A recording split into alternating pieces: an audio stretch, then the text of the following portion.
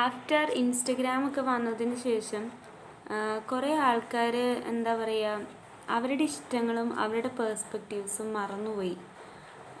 അതായത് എനിക്കിഷ്ടമുള്ളത് എന്താ, എനിക്കിഷ്ടമുള്ള പാട്ട് ഏതാ, എനിക്കിഷ്ടമുള്ള ഡ്രസ്സ് ഏതാ, എനിക്കിഷ്ടമുള്ള കളർ പോലും അങ്ങനെ മറന്നു പോയിട്ടുള്ള ആൾക്കാരുണ്ടെന്ന് എനിക്ക് തോന്നുന്നു.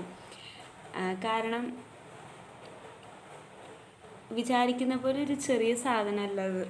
ആൾക്കാരുടെ ക്യാരക്ടറും ആൾക്കാരുടെ ലൈഫിനെയും വരെ മാറ്റിക്കൊണ്ടിരിക്കുകയാണ് ഇൻസ്റ്റഗ്രാം വന്നതിന് ശേഷം. പേഴ്സണലി എനിക്ക് ഇഷ്ടമാണെങ്കിലും I don't think it is good for a mindful life. അതായത് ഹാപ്പിനെസ് ആണ് സീക്ക് ചെയ്യുന്നതെന്നുണ്ടെങ്കിൽ, ഒരാൾ ഹാപ്പിനെസ് സീക്ക് ചെയ്യുന്നുണ്ടെങ്കിൽ ഡോണ്ട് ഫോളോ ട്രെൻഡ്സ്. അതാണ് എനിക്ക് പറയാനുള്ളത്. അതായത് ഇപ്പോൾ ഒരു ഡ്രസ്സ് ചൂസ് ചെയ്യുകയാണെങ്കിൽ നിങ്ങൾക്ക് കംഫർട്ടബിൾ ആയിട്ടുള്ളത് ചൂസ് ചെയ്യുക. അല്ലെങ്കിൽ നിങ്ങൾക്ക് നിങ്ങളുടെ ബോഡി ഷേപ്പിനും ബോഡി ടോണിനും അണ്ടർ ടോണിനും ഒക്കെ ചേരുന്ന ഒരു സ്റ്റൈല് നിങ്ങൾ തന്നെ സെലക്ട് ചെയ്യുക. അല്ലാതെ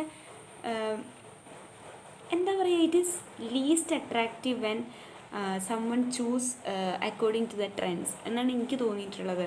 ട്രെൻഡിനനുസരിച്ച് ചില മീംസ് അല്ലെങ്കിൽ ചില സ്റ്റോറീസ് ഒക്കെ കാണും. അതായത് മറ്റേ ഇങ്ങനെ ഈ 2020 നിങ്ങൾ എങ്ങനെയായിരുന്നു അങ്ങനത്തെ ഫോട്ടോ അപ്ലോഡ് ചെയ്യാനൊക്കെ പറഞ്ഞിട്ട് സ്റ്റോറി വരുമല്ലോ. അതായത് your old version, your present version അങ്ങനെയൊക്കെ പറഞ്ഞിട്ടുള്ള ട്രെൻഡ്. അതിപ്പോൾ അവരവരുടെ ചെറുപ്പത്തിലെ ഫോട്ടോയും ഫ്യൂച്ചറിലല്ല പ്രസൻറ്റിലെ ഫോട്ടോയും വെച്ചിട്ടൊക്കെ സ്റ്റോറി ഇടും.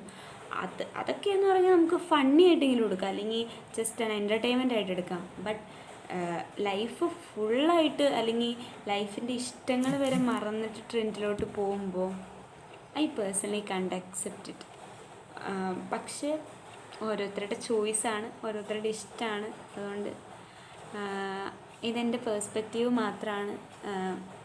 അതാണ് ശരിയെന്ന് വിചാരിക്കുന്നവർക്ക് they can think like that. Bye.